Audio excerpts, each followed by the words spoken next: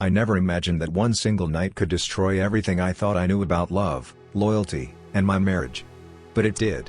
And what I uncovered that night didn't just break my heart, it set me on a path of revenge I never thought I was capable of.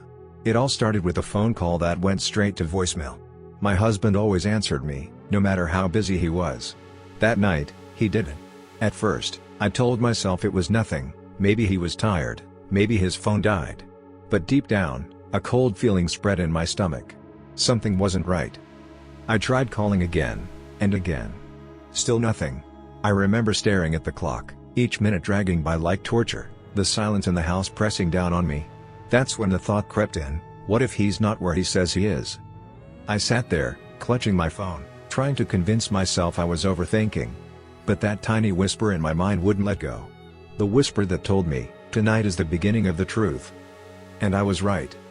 What I was about to discover would flip my entire world upside down.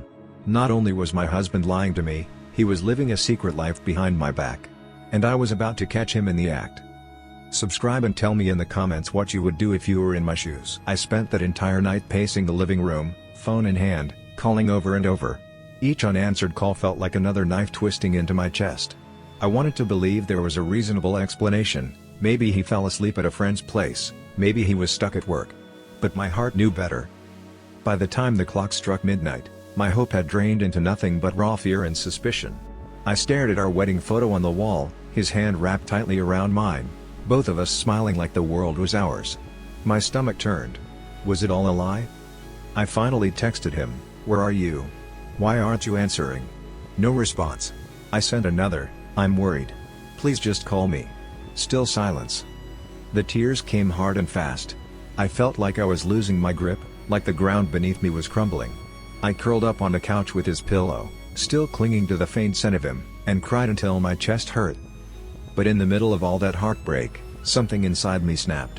The sadness began to shift into something sharper, darker.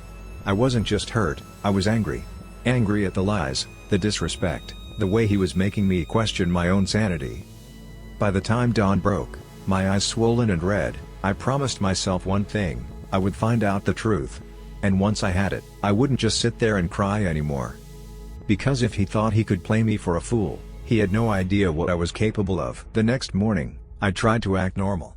I made coffee, sat at the kitchen table, and waited for him to come home with some pathetic excuse. Instead, he strolled in around 9 a.m., looking exhausted but strangely satisfied. Late night at work, he muttered, kissing me on the forehead like nothing was wrong. But something was wrong. I could feel it. His shirt was slightly wrinkled, his hair messy, and his phone, usually always buzzing, was shoved deep into his pocket. He didn't even leave it on the counter like he normally did. I forced a smile, pretending to accept his excuse, but inside I was on fire. My instincts screamed that he was lying. And then it happened, the first real clue. When he went to shower, I picked up his jacket to hang it. That's when I smelled it, a faint trace of perfume that wasn't mine. Sweet, floral, almost intoxicating, but completely foreign. My heart raced. I checked the jacket pocket, and there it was, a crumpled movie ticket stub for a theater across town. The date and time? Last night. The same night he claimed he was working late. I held that ticket in my shaking hands, my chest pounding.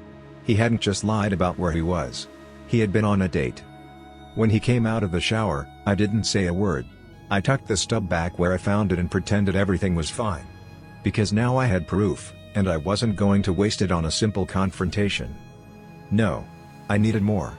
I needed the full truth.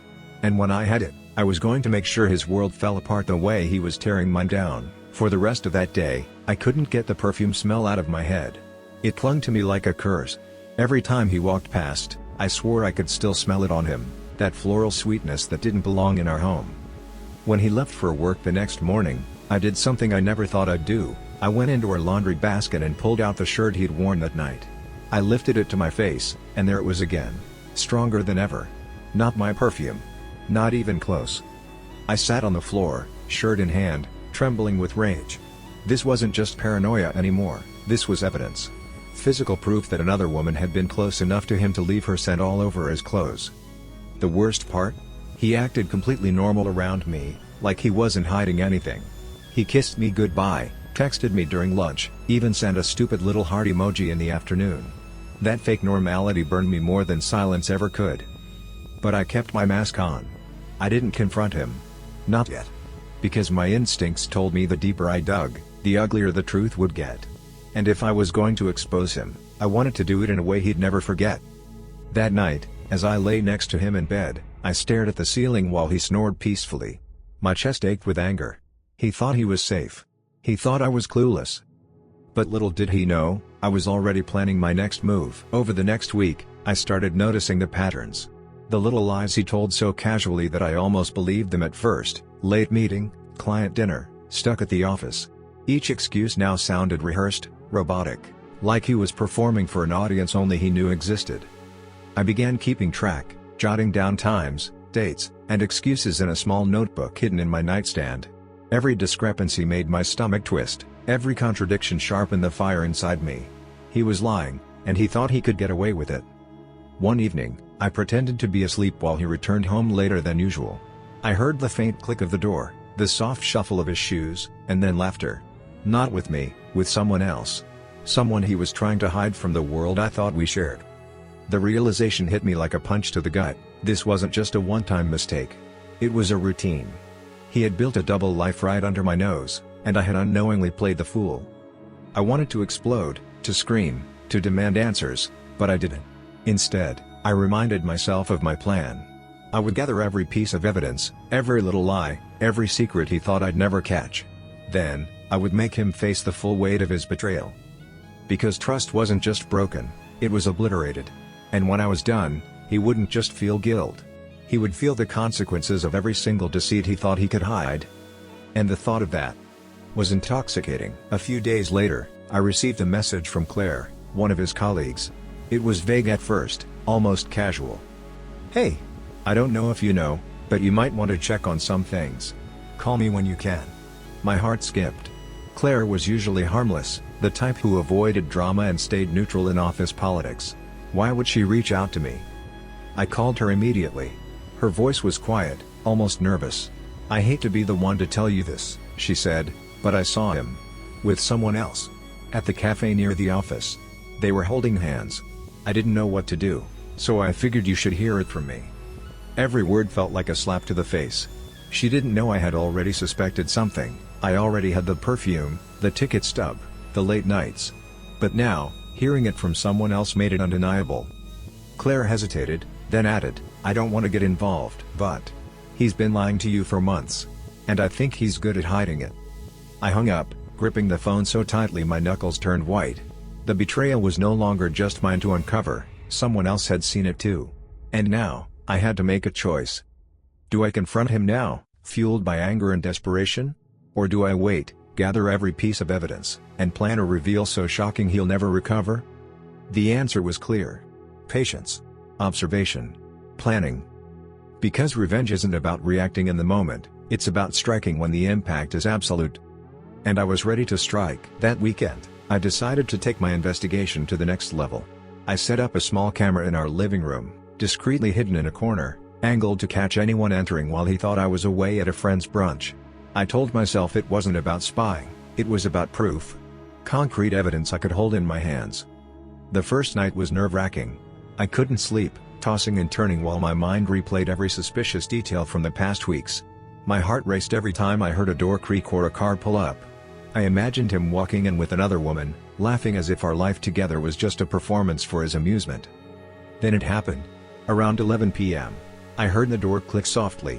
I quietly tiptoed to my laptop in the bedroom and clicked play on the live feed. My jaw dropped. He wasn't alone. A woman I had never seen before stepped out from behind the couch, kissing him in a way that made my stomach churn. She touched his arm, laughed at something he said, and he smiled in a way I had only ever seen directed at me before. But this wasn't me. I felt a surge of rage and despair mixed together, an electric storm of emotions I couldn't separate. I knew then that the path I had chosen, to wait, to plan, was the only way. Acting impulsively now would ruin the full impact of my revenge. I watched silently, heart pounding, while they talked, held hands, and left our apartment together. Every second was a dagger twisting deeper. And as I closed the laptop, I whispered to myself, soon. They'll both regret ever underestimating me. The next morning, I couldn't sleep. My mind kept replaying the footage from the camera. I needed more confirmation, proof that couldn't be twisted or denied. That's when I decided to check his phone while he was in the shower. Scrolling through messages, my heart sank faster than ever. There it was, a chain of texts between him and the woman I had seen the night before. Flirty, secretive, intimate. The kind of messages that belonged to a betrayal, not harmless fun. One text made my vision blur. "I can't wait to see you tonight. It'll be our little secret." My chest tightened. My hands trembled as I scrolled further. Weekend plans, hidden dinners, excuses meticulously crafted to keep me in the dark. I felt like the world was collapsing around me. Everything I believed in, every memory I cherished, suddenly felt like a lie. My wedding vows, our anniversary trips, even the quiet mornings we shared, all tainted by deceit. But even as my heart broke, a thought began to creep in: he's arrogant. He thinks he's untouchable. But he's playing with fire. I didn't cry this time. I didn't scream. Instead, I began plotting. Each text was a piece of the puzzle, a roadmap to the perfect revenge. I would use his own secrets against him. Every lie he told, every moment he thought he was safe, I would turn it into his undoing. And just as I started making a mental plan, my phone buzzed with a notification. A new text from him: "Are you okay? Did I do something wrong?" I stared at it for a long time. The audacity. The arrogance. He didn't even realize I already had everything I needed. And that's when I smiled. I couldn't wait forever. I decided it was time to confront him, but I didn't plan to yell or cry. I wanted control, composure, the upper hand. That evening, I invited him to dinner at our favorite restaurant, pretending everything was normal. As we sat across from each other, I watched him, noticing every subtle movement, the way he avoided my eyes, the tension in his jaw. My stomach churned, but I forced a calm smile. "Can we talk?" I began softly. "About us." He chuckled nervously. "Sure. What's wrong?" I took a deep breath. I know about her. I know about the lies, the dinners, the secret meetings. Everything. For a split second, I saw something flicker in his eyes: fear, maybe guilt, maybe disbelief. But then, he did something I didn't expect. He laughed. Not a nervous laugh. A mocking one. "You have no idea what you're talking about," he said. "You're imagining things." My chest tightened, rage bubbling under the surface. He was deflecting, lying through his teeth, and I had the proof. The camera footage, the texts, the ticket stub, the perfume. All waiting for the perfect moment. I realized then that a direct confrontation wouldn't be enough. He was too arrogant, too confident, too convinced that I was clueless. If I wanted real justice, real revenge, I needed a plan that would leave no room for excuses, no space for him to manipulate the truth. And so, I let him laugh. I smiled, nodding politely, while inside I was already imagining the trap I would set, the one that would make him regret every single lie he'd ever told. The countdown to revenge had officially begun. That night, I lay in bed staring at the ceiling, mind racing. I couldn't just let him slide away, pretending everything was fine. Every betrayal, every lie, every secret dinner, they deserved consequences. And I decided right then, I was going to fight back. But this wasn't about petty revenge or emotional outbursts. I wanted it calculated, undeniable, something that would make him feel the weight of every betrayal he'd hidden. I began writing a detailed plan in my notebook, laying out step by step how I would expose him and reclaim control of my life. First, gather evidence, every text, every photo, every snippet of conversation. Then, identify witnesses, friends, colleagues, anyone who could corroborate his lies. And finally, the reveal: public, undeniable, humiliating, and irreversible. I also realized something crucial: I couldn't just focus on him. I had to protect myself, emotionally and practically. I started setting small traps, testing his reactions, confirming details, and sharpening my strategy. Each piece of evidence added fuel to my fire, and every small confirmation of his deceit made my resolve stronger. By the time dawn broke, I felt a strange calm. I was no longer the victim, I was the strategist, the one with the upper hand. He thought he had all the power, but in reality, I had already turned the game in my favor. I smiled to myself in the mirror that morning, feeling a dark thrill. He had underestimated me, and that would be his biggest mistake. Because once my plan was in motion, there would be no turning back. I spent the next few days meticulously preparing my trap. Every detail mattered: timing, location, witnesses, even the smallest props that would make my plan airtight. I wasn't leaving anything to chance. This wasn't just revenge, this was justice served cold. First, I created a scenario that would lure him out of his comfort zone. I sent him a carefully worded text, pretending to forgive him, inviting him to a special dinner to talk things through. He fell for it immediately, completely unaware that the night was going to backfire on him. Next, I made sure the right people would be present. Friends who had suspected something, coworkers who had noticed his suspicious behavior, even Claire, who had first warned me, all subtly informed that something was going to happen. I didn't give details, just enough to ensure they would witness the truth firsthand. Then came the final touch, technology. I placed cameras in discreet spots, set up my phone to record every moment, and prepared a folder of screenshots and messages as evidence. Every lie he had told, every secret rendezvous, every text of betrayal, it was all ready to be unveiled.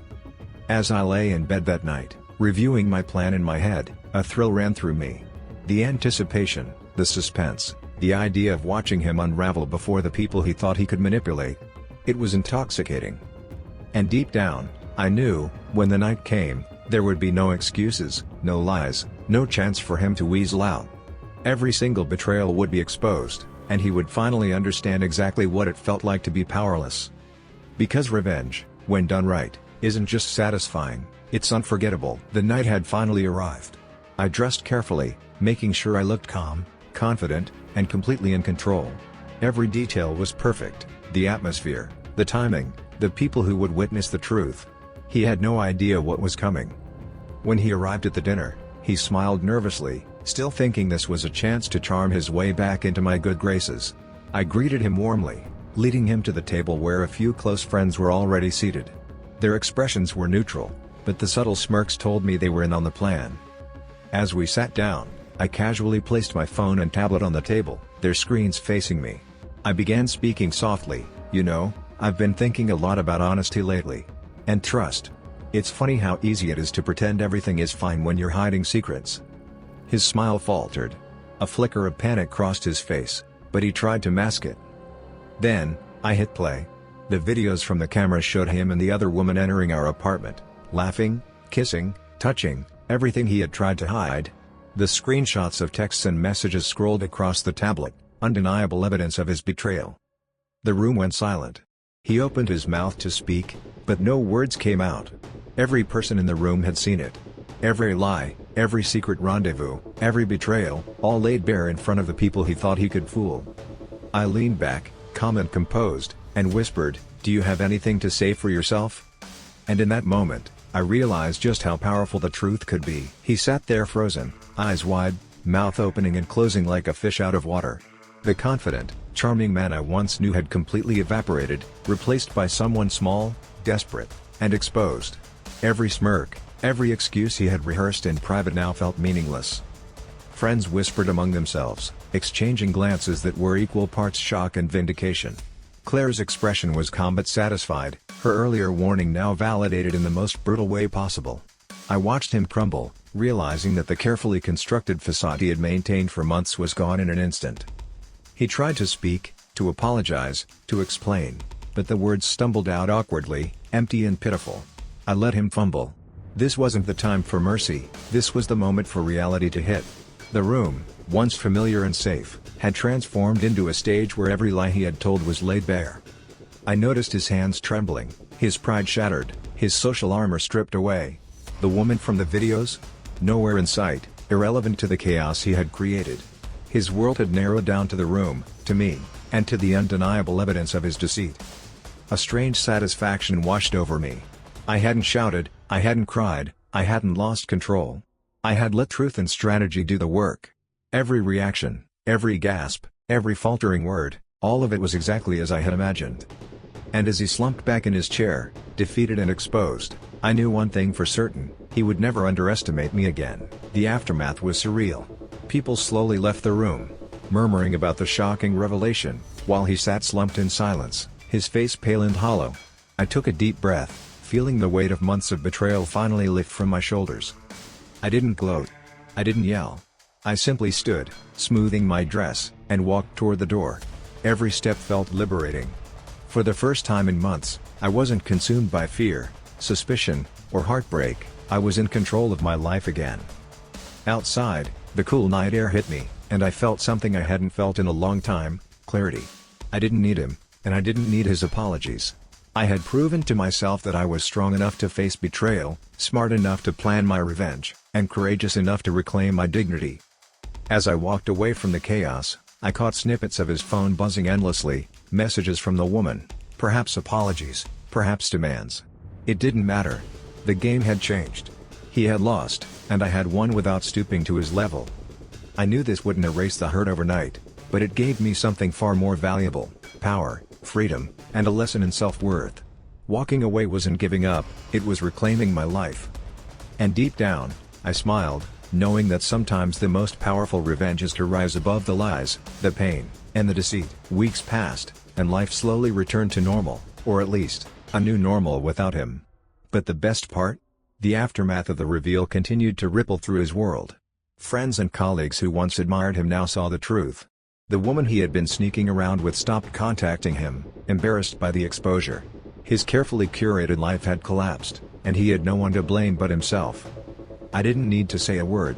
Every whispered conversation, every glance filled with judgment, every awkward encounter reminded him of his own deceit. That, more than any confrontation, was my sweetest revenge.